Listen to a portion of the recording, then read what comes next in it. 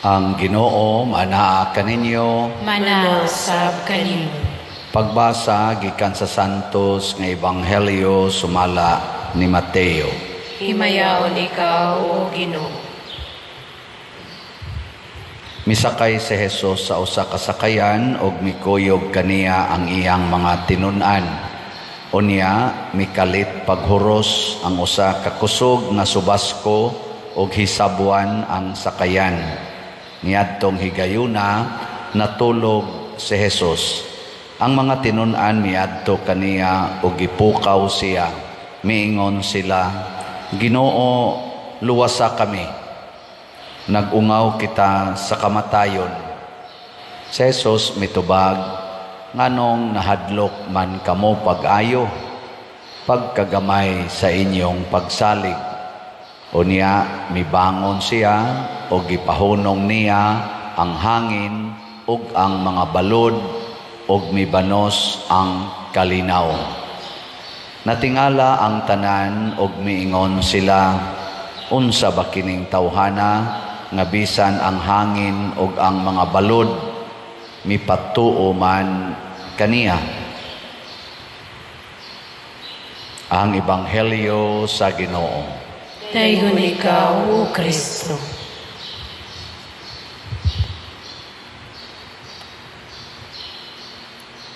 Basta mopatuo ganita sa Ginoo, luwas gyud. Musupak ganita sa Ginoo, impas gyud.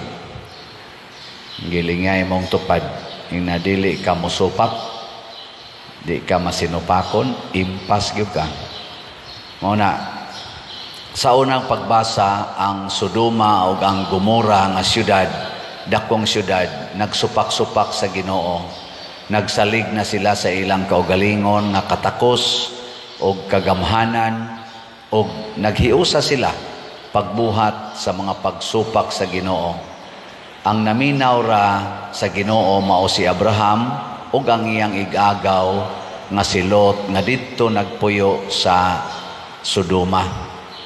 Mautong bisan og laglago na ang Sodoma kuang gis Ginoo gipaikyas gid niya si Lot kay kamao mang maminaw sa Ginoo.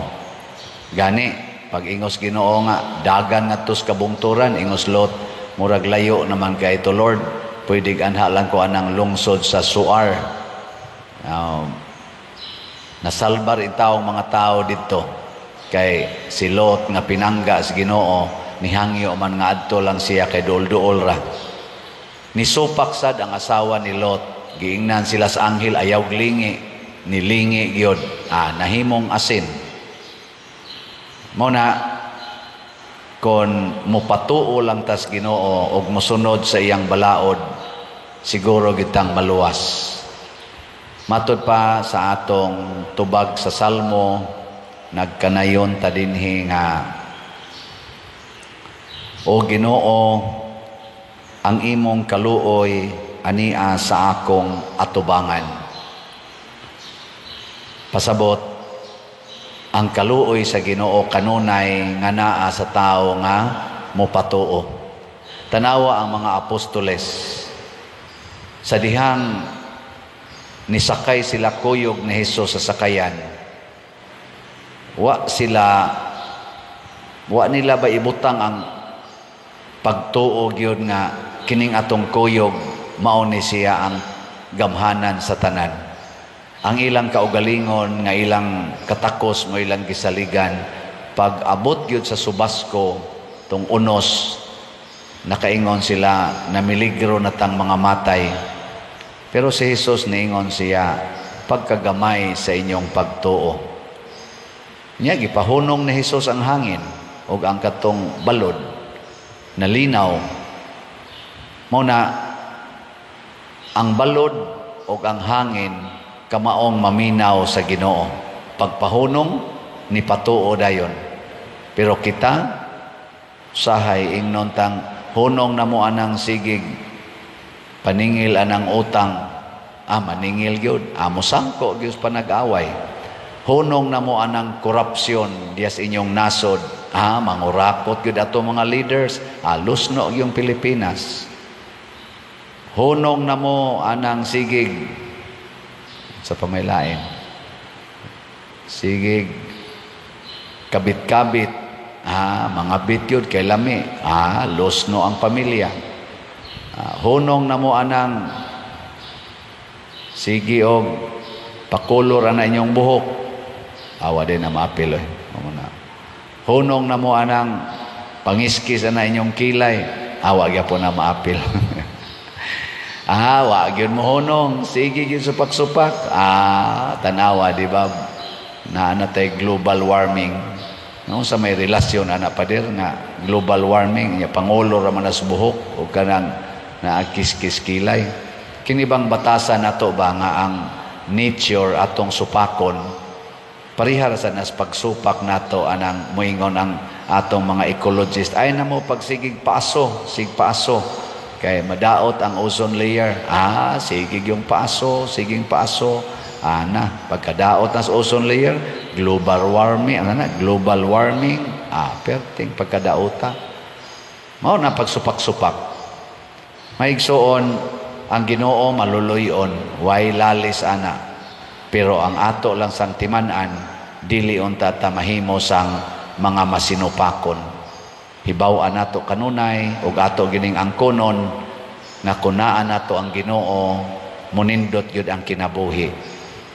Ato ging supakon ang Ginoo, mubati gyud ang atong kinabuhi. Pag-ampo sa katawhan. Mga igsoon sa dakong pagsalig, uban sa pagtuo, marsalig, mapaubsanon kitang mudangop sa Ginoo sa pag-ingon, Ginoo, patalinghugi ang among mga pag-ampo. Ginoo, patalinghugi ang among mga pag-ampo. Alang sa mga nag-alagad sa simbahan, nga dili sila mawad-an og pagtuo taliwala sa mga kalisud og pagsulay, hinunoa, mulig-on ug mulipang ang ilang pagtuo, mga muyo kita sa Ginoo. Ginoo, patalinghugi ang among mga pag-ampo. Alang sa mga nagdumala sa mga nasud, nga dili sila madani sa mga kalibutanong butang, hinuon magbaton sila og hugot nga pagtuo diha ni Kristo, mga muyo kita sa Ginoo. Ginoo, patalinghugi ang among mga pag-ampo. Alang sa mga kabus, nga nawad-an na sa paglaom nga makita nila si Kristo diha sa ilang kalisod, mga muyo kita sa Ginoo. Ginoo, patalinghugi ang among mga pag-ampo. Alang sa mga kabatanunan, nga magabaton sila og kadasig sa pagpangalagad sa simbahan, mga muyo kita sa Ginoo. Ginoo, patalinghugi ang among mga pag-ampo. Alang kang halangdong Teofilo kamumot, nga isipon unta sa Ginoo nga takos nga mabayaw ngadto sa altar sa mga santos, mga muyo kita sa Ginoo. Ginoo, patalinghugi ang among mga pag-ampo. Alang sa mga proyekto dinhi sa atong simbahan nga pinaagi sa pangama ug pagiya ni San Vicente Ferrer, magbalampuson og mahuman unta sumala sa atong mga giplano o gipangandoy, mga muyo kita sa Ginoo. Ginoo, patalinghugi ang among mga pag-ampo. Alang sa tanang mga benefactors o donors sa atong simbahan, nga mihatag og pinansyal og lain-laing hinabang, ug alang sa mga nagtrabaho dinhi sa atong mga proyekto, nga hatagan unta sila sa Ginoo og daghan pang mga grasya sa ilang kinabuhi, malikay sila sa mga kadautan, ug mulampos unta ang tanan nilang mga paningkamot, mga muyo kita sa Ginoo. Ginoo, patalinghugi ang among mga pag-ampo. Alang sa mga matuuhon nga mihalin na, nga maangkon na nila ang ilang ganti sa kinabuhing dayon, mga muyo kita sa Ginoo. Ginoo, patalinghugi ang among mga pag-ampo. O Dios, among amahan nga nahigugma kanamo, dawata kining among mga pag-ampo nga gituboy nga kanimo uban sa gugmag pagtuo, pinaagi ni Kristo among Ginoo. Amen.